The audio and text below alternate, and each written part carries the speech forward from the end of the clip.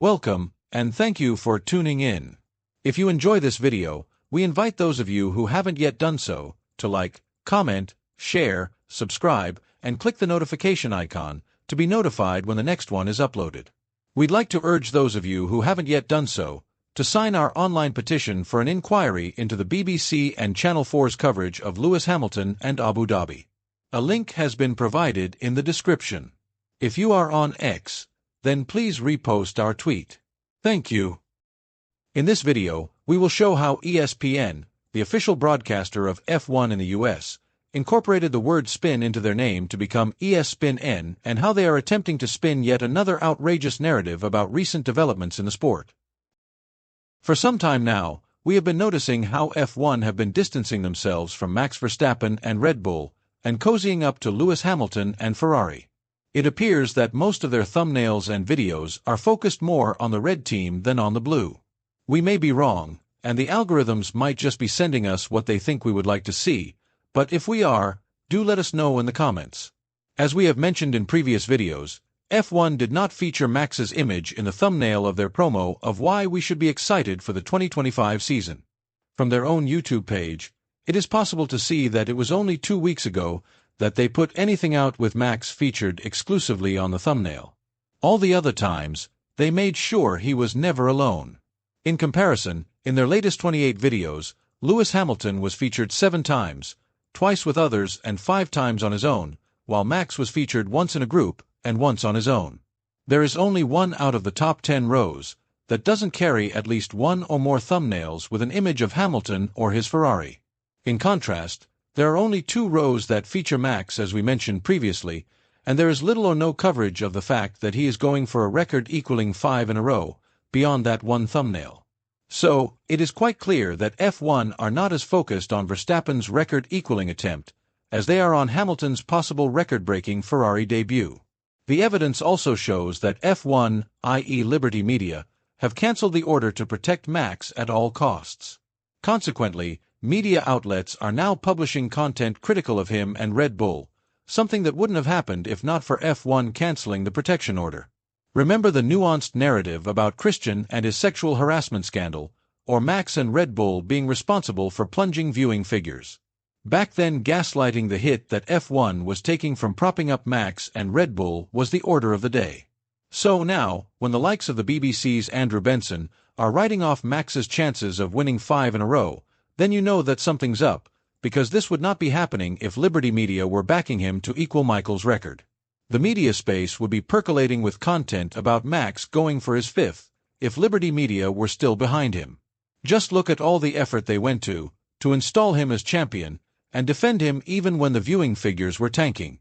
The same media that bent over backwards to gaslight us about his 2021 title, his so-called dominance, and the falling viewers, are the ones who are now putting distance between him and them for 2025.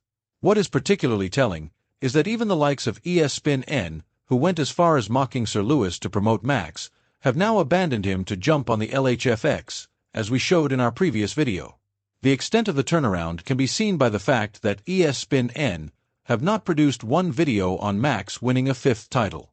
They are not the only ones. It appears that the Dutch driver winning a 5th is not an attractive prospect for anyone, not even the Dutch, as we have shown in previous videos.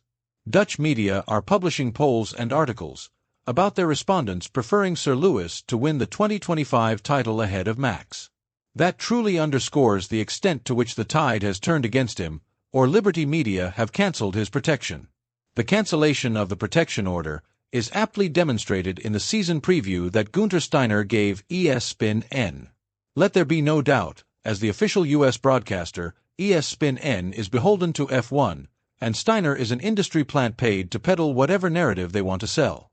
Back in December 2021, he had been very vocal about Massey having robbed Sir Lewis of his 8th, but Liberty Media immediately called him to heel, and subsequently, he started leading calls for the sport to move on from Abu Dhabi, alongside rejecting claims that Max was responsible for declining viewers.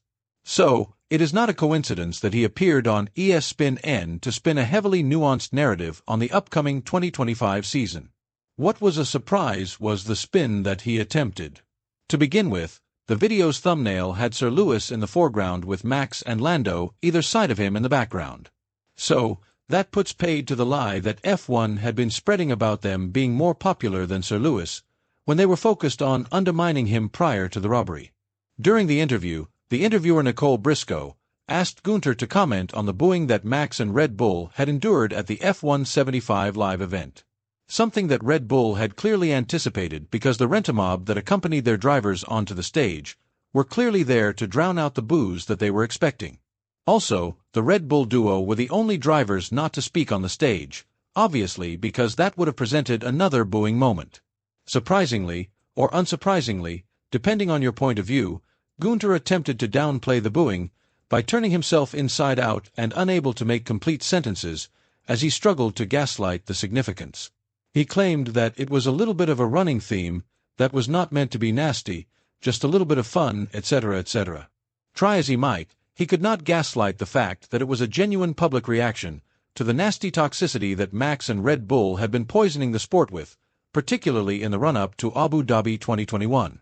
This was exactly why we started this channel, to warn F1 and put it on the record that they would be damaging the sport's reputation if they allowed Red Bull to continue unchecked. Little did we know that Red Bull were working hand in glove with Toto and F1. Nevertheless, we are where we are today, and it is what it is.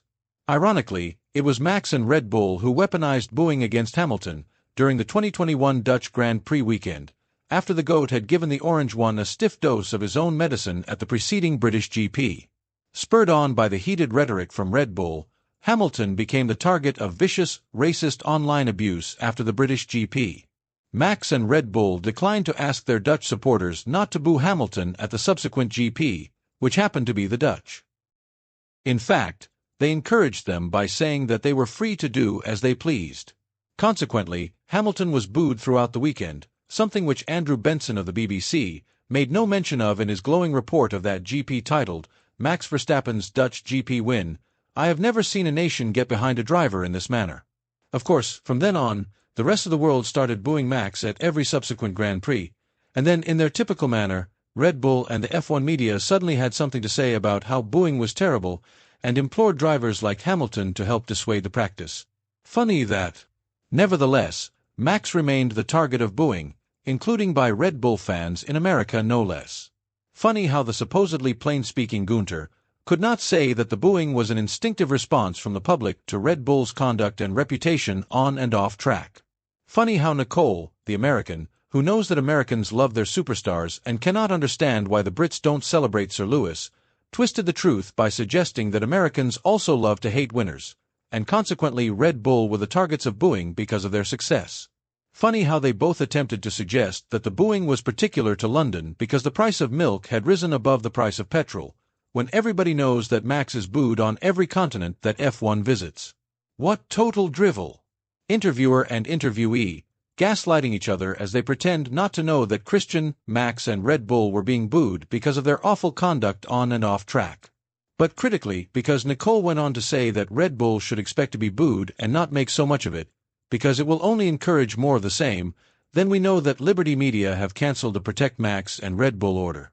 So, Red Bull have to get used to being booed because of their success. Now, who's gaslighting who? Forza Ferrari.